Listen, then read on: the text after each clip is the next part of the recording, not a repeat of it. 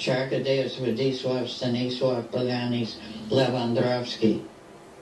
And, looking back in retrospect, realizing the problems he had with alcohol, the problems he had with the war, the problems he had, and that part I never saw. I mean, he was wrestling with us on the floor and stuff, but always drinking.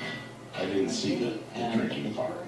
And of course, when he died of essentially drinking, And the two roommates were going comes through. us together for a dance to see what would happen, and we clicked. See, the war was over while he still had a year to go on his medical school, and he had to pay for that last year because the Army no longer needed troops. I mean, he was in a situation. He was in a situation where death was imminent. The North Koreans were going to overrun you, and Colonel would come in and say, he probably never thought he was going to survive the war. well, whether he did or didn't, I don't know. University, and the Army suddenly said, hey, you owe us some time. And so that's how we got to Japan. And in Japan, I loved it in Japan.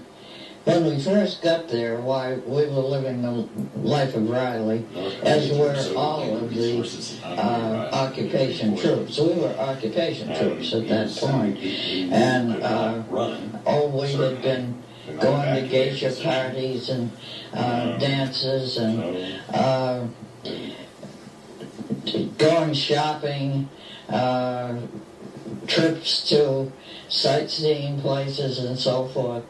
And that was for about 3 or 4 months. We went to a little shop where this plate was displayed, and most of the people who were buying big plates from Japan were going for another type. And it's something that I think it was something you did to kill the pain and the boredom and whatnot, because that's what I guess what war is. It's either intense action or boredom. Nothing's happening or everything's happening.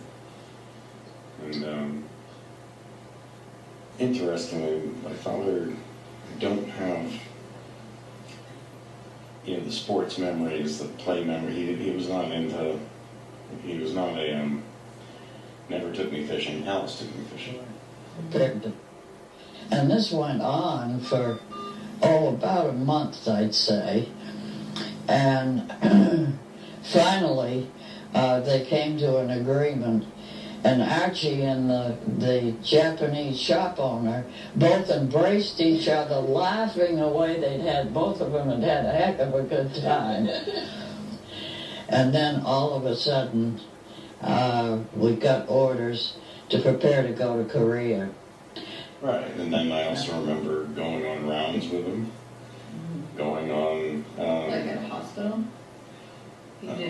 Hospital, house calls, going to families' houses. Back then, doctors did house calls. That's fun. And that was true of all of the troops, and true of the first 2 divisions that were sent to fight. The 24th and 25th divisions had to go to Korea, and they'd been living that way, and a lot of them hadn't had any real Army experience. Essentially, it was pavement. It was taking Dad up back and letting him blast away at things. The troops were pushed down on the Pusan Peninsula. It looked as if they were going to be pushed into the ocean. I remember also at our wedding. Just about that point, why 2 Marine units arrived, and they left all of their gear, and he was the B-52, B-17. Old Pusan, that they were going to go north, they were going to go light, and they left all of their equipment, except for the emergency equipment, with the people who were supposedly defending Busan. It turned out that Archie, again, was the only one that had any military experience, that being ROTC. He was the only one, and so he was put in charge of the defense of Tucson. And war experiences, and the two of them. he had his troops were the band and the hospital. That's probably what they were doing. Just kind of, you know, coming back home slowly. North. And they almost got pushed into the ocean. It was nip-or-tuck. But the Marines did clear the way for a bit. And so they did survive. He, leaned over to his wife, Jean, and said, God, Archie would have given anything to be here today.